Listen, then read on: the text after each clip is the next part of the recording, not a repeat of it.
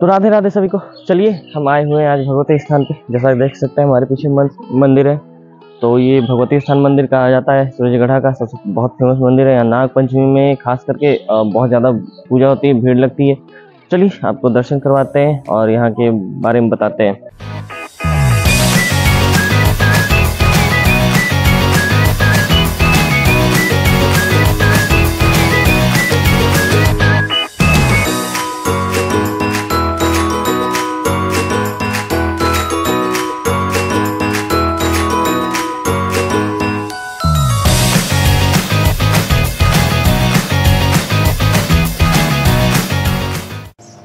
तो हम सुबह में बिसहरी स्थान मंदिर यानी कि भगवती स्थान मंदिर के नाम से जो जाना जाता है, हमारे घर की जस्ट पीछे ही है।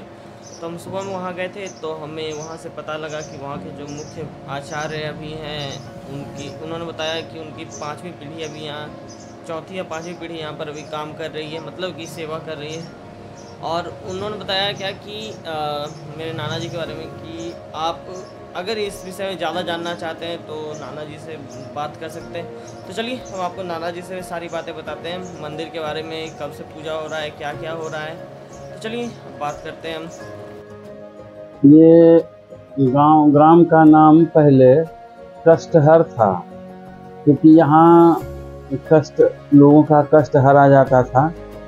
और यहाँ उत्तर वाहिनी गंगा है जो दक्षिण से उत्तर की ओर ही बहती है, और यहाँ बड़ा पवित्र स्थल माना जाता था। यहाँ से लोग जल भर करके श्रृंगी ऋषि आश्रम में जल चढ़ाने के लिए, या देवघर भी जाते थे लोग चढ़ाने के लिए। बाद में फिर अजगैबीनाथ मंदिर के पास से सुल्तानगंज जहाँ है वहाँ से लोग जाने लगे। ये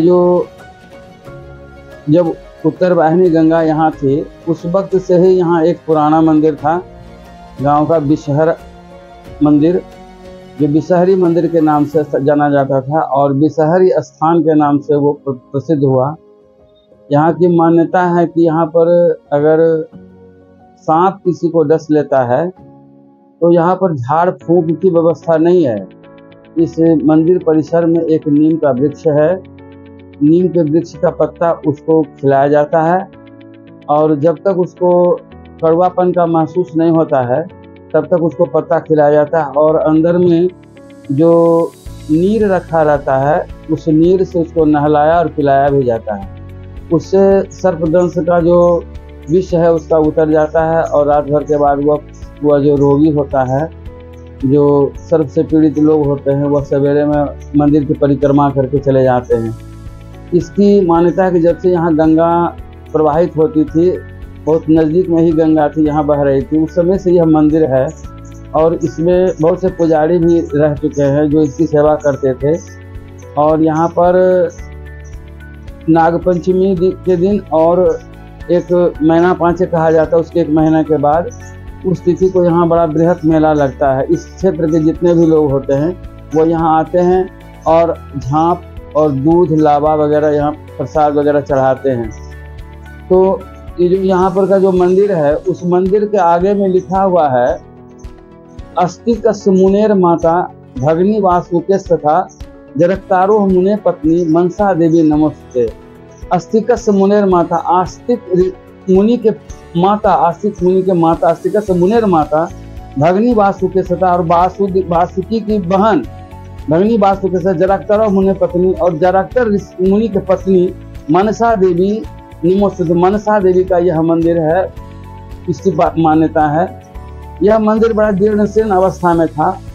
पुरानी बाजार सूरजगढ़ के एक निवासी हैं राम सहाय दास, भगलू दास, उनके पुत्र जो राम सहाय दास थे, झगड़ू दास के पुत्र राम सहाय दास, उन्होंने इस मंदिर का जीर्णोद्धार किया और यहाँ पर बड़ा अच्छा रमणीक मंदिर बना दिया गया, और तब से इसकी पूजा होती चली आ रही है। इसके पुजारी, जहाँ तक मेरे स्मरण में है, नाथो पोद्दार नाम के एक थे पुजारी, जिनके ऊपर भगवती का आवाहन होता था, और वो झाड़ फूक वगैरह या सब कुछ करते थे, वही इस मंदिर के पुजारी थे। उनके मरने के बाद राधे पोद्दार जी उनके पुत्र थे, उन्होंने इस मंदिर की सेवा किया, और तत्काल अभी वर्तमान में मदन पोद्दार जो हैं, राधे पोद्दार जी के लड़के, वो अभी इस मंदिर की पूजा करते हैं। नागपंचमी के दिन ब्राह्मणों का यहाँ जो प्रसाद वितरण होता है, दूध लावा खिलाया जाता है, और मैना पाचे के दिन यहाँ ब्राह्मणों को जो प्रसाद चढ़ता है भगवती का, वो उन सबों को खिलाया जाता है। यही मान्यता है लोगों की, क्योंकि यहाँ पर काल सर्प दोष अगर झांप चढ़ा दिया जाता है, इनकी पूजा की जाती है, तो मनसा देवी जो है काल सर्प दोष का निवारण भी करती है। इसकी मान्यता है और बड़ी श्रद्धा है, लोगों की आस्था है इस पर। यहाँ के 10-15 गांव के इर्द गिर्द के लोग यहाँ पर आते हैं और नागपंचमी के दिन अपनी मान्यता रखते हैं और उनकी मान्यता पूरी भी होती है। भगवती की ऐसी धारणा है। वहाँ लिखा हुआ है, या देवी सर्वभूतेषु शक्ति रूपेण संस्थिता, नमस्तस्यै नमस्तस्यै नमस्तस्यै नमो नमः। तो आइए अब आपको लेके चलते हैं गौरी शंकर धाम की ओर, जहाँ से आपको सारी बातें बताएंगे। ये जैसा कि देख सकते हैं ये मार्ग है जाने का।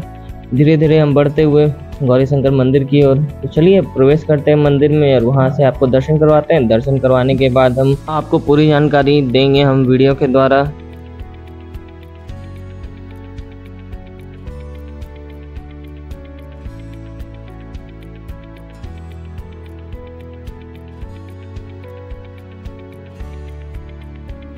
तो चलिए अब बाबा गौरी शंकर का दर्शन करते हैं, जो कि अर्धनारीश्वर रूप में यहाँ विराजमान है।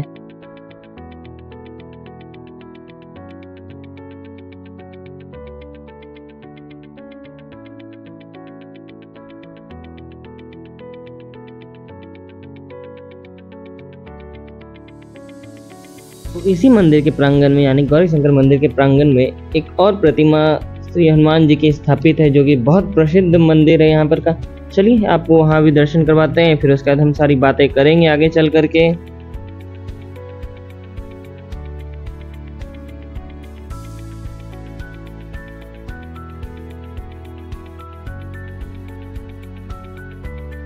तो आइए अब हम बात करते हैं सिद्धिपीठ श्री धाम बाबा गौरी शंकर धाम के बारे में नाना जी से, क्योंकि आज का ट्रिप हमारा वहाँ का भी था और वहाँ पे हमें कोई बात करने लायक मिले नहीं, ना किसी को वहाँ के बारे में इतना पता था। तो चलिए अब नाना जी से हम जानते हैं सिद्धिपीठ के बारे में, क्या क्या यहाँ की मान्यताएं रही हैं, क्या क्या यहाँ पर बहुत सारे लोग का मान्यता था। बहुत सारे लोगों से सुनने को हमें मिला था कि यहाँ पर पहले तांत्रिक पीठ था, बगल में शमशान है, जैसा कि हमें पता है यहाँ बगल में शमशान भी था। अब शमशान तो थोड़ा सा दूर हो गया, पहले जस्ट बगल में ही शमशान घाट हुआ करता था। जैसे बांध टपते थे, शमशान वहीं से शुरू हो जाता था। बगल में डोम राजा लोगों का भी है। तो आइए बात करते हैं नाना जी से हम। जैसे रामायण में कहा गया है, नमामि शम ईशान निर्वाण रूपम, इसलिए ईशान कोण में गौरी शंकर का मंदिर है। इस मंदिर में गौरी और शिव का संयुक्त रूप, समन्वित रूप दिखता है। जैसे अर्धनारीश्वर का जो रूप होता है वही इस बाबा गौरी शंकर धाम में है। और यहाँ उत्तर वाहिनी गंगा है। पुरानी मान्यता है कि यहाँ से जल भर के बाबा श्रृंगी जो ऋषि धाम है, श्रृंगी ऋषि धाम में, वहाँ पर लोग जाते थे, जल चढ़ाते थे यहाँ लेकर के। वहाँ श्रृंगी ऋषि जी रहते थे और वो भी यहाँ से जल लेकर के, वहाँ बड़ा रमणीक स्थल है चानन प्रखंड के अंतर्गत श्रृंगी ऋषि धाम, और वहाँ उनकी पूजा अर्चना होती थी। यहाँ से जल भर करके गिद्धौर महाराजा जो थे वो भी यहाँ से जल भर करके ले जाते थे बाबा देवघर में चढ़ाने के लिए, बाबा धाम में।